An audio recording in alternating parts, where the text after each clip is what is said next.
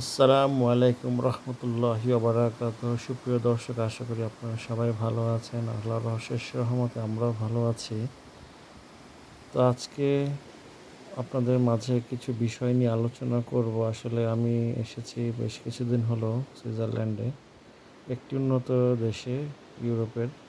তো এখানে আসার পর আমি ৩ মাসের একটা আমার ব্যক্তিগত অভিজ্ঞতা থেকে কিছু বিষয় আসলে আপনাদের সাথে আলোচনা করব। সেই বিষয়গুলো আসলে আশা করি আপনাদের সকলের উপকার হবে জেনে।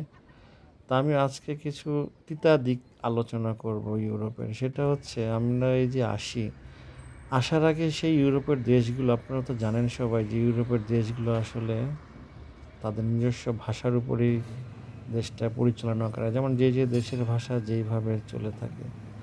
তো আসলে আমি যেহেতু সুইজারল্যান্ডের শহরে, তো এই শহরের ৪ টি প্রভিন্সে আসলে ৪ ধরনের ভাষা ইউজ হয়। যেমন একপাশে জার্মান, একপাশে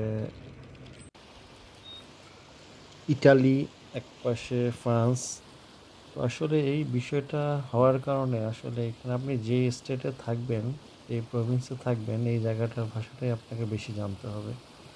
তো আসলে আমি আসার আগে আসলে আমি জেনেভা শহরে এসেছি। তো আসলে আমি জানতাম যে আসলে শুধুমাত্র ইংলিশ যেহেতু ইন্টারন্যাশনাল একটা ভাষা, তো আশা করেছিলাম এই ভাষাটা দিয়ে হয়তো সবকিছু কভার করা যাবে। জব সেক্টর, বিভিন্ন সেক্টরে, দোকানপাটে, বিভিন্ন জায়গায় যেয়ে।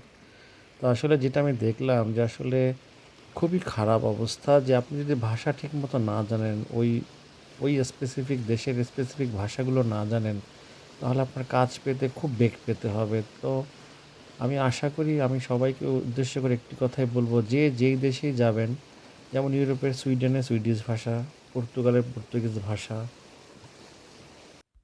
তার মানে হচ্ছে আপনি যেই দেশেই যাবেন সেই দেশের ভাষাটা অবশ্যই শিখে যাবেন। তাহলে আপনার জীবনটা অত্যন্ত ফ্লুয়েন্টলি আপনি সবকিছু করতে পারবেন, চালাতে পারবেন। যেমন কাজ করতে, আসলে আমি অনেক কাজের বাধার সম্মুখীন হয়েছি, এখনও খুঁজতেছি, ঠিকমতো ভালো কাজ পাচ্ছি না।